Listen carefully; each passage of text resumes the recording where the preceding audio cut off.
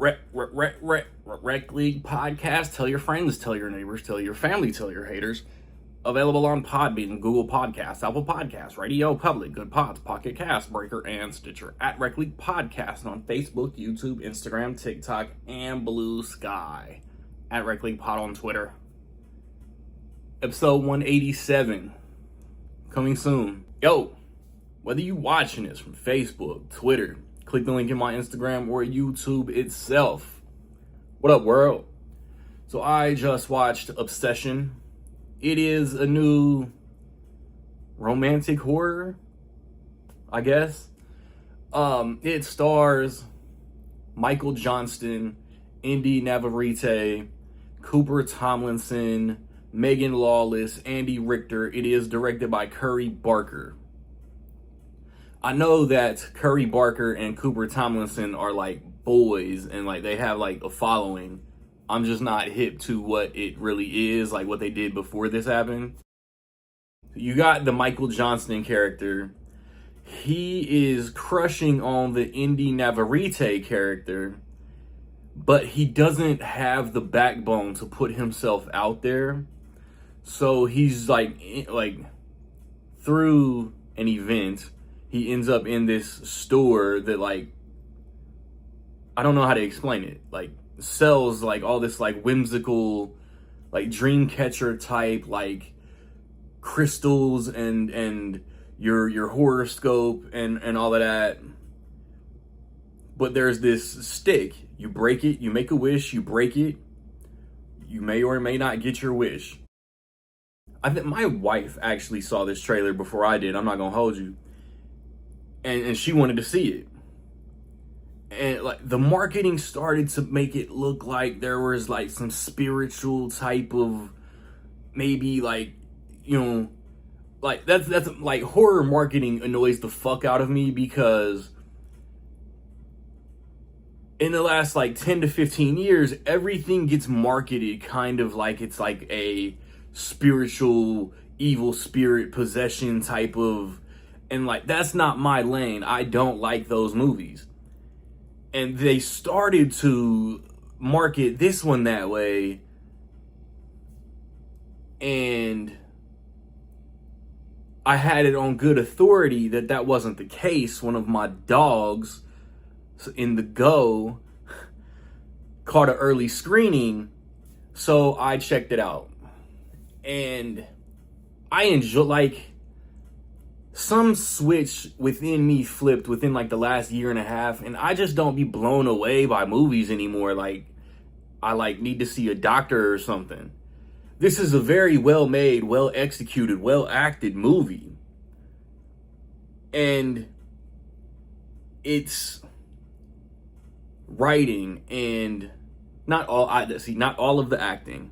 Cause I'm gonna piggyback off what the consensus is. Indy Navarrete is amazing. Add her to the Mia Goths and the Naomi, man, what's her name from Smile 2 from Power Rangers? Scott. Naomi Scott. And add her to, like I said, the Mia Goths of the great horror performances. Michael B. Jordan of the last like 2 or 3 years. You can throw the Substance in there. Like I didn't see it.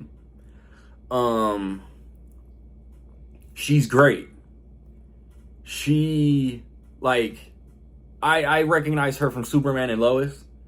And like side note, like with Mikael Brooks in Mortal Kombat and Mortal Kombat 2, like it's real dope to see like Arrowverse supporting characters getting big movie roles. Like that's fire to me because I just enjoy that universe. But her performance is one that just has to be seen. Because, like, she's cool, she's chilling, and then she just rages out, snaps.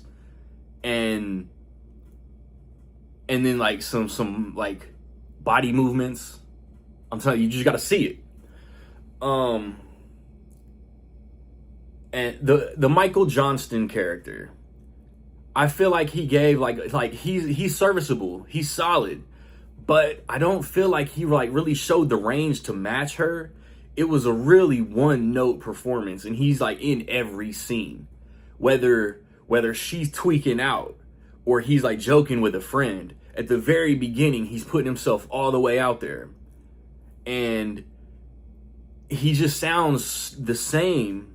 Voice inflection, the delivery of his lines sounds the same every single scene. His friend, Cooper Tomlinson, kind of a prick. Megan Lawless was good. The Andy Richter's kind of like that. Oh, he's famous, so like he's that like just wanted to support the project type shit. There's some tension. Like the marketing is overselling in my opinion. There was no like I never flinched. There's so many people who are talking about I was watching through my fingers, cringing, this, that, and the third. I never did that. Like, there was a lot of unexpected, and there was some tension. There were, like, especially in the third act. So I don't want to oversell. Like, she is the reason why you watch. The story is interesting.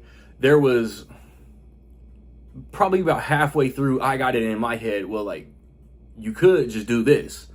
And then the plot went there and was like, no, stupid, keep your ass in the audience. Like, that's not what's going on. So that was cool. But yeah, like, I enjoyed it. I didn't overly love it. I don't know if it's like my favorite horror of the year. So far, this has really been a really mid-year for movies overall. Like, the big hitters are coming. Hopefully next week with Mandalorian and Grogu and Scary Movie, He-Man, Toy Story, Supergirl, Spider-Man, Odyssey, Avengers, Clayface, all on the way, Hunger Games, all on the way. But halfway through May, this has been kind of a disappointing overall year. I am not going to lie.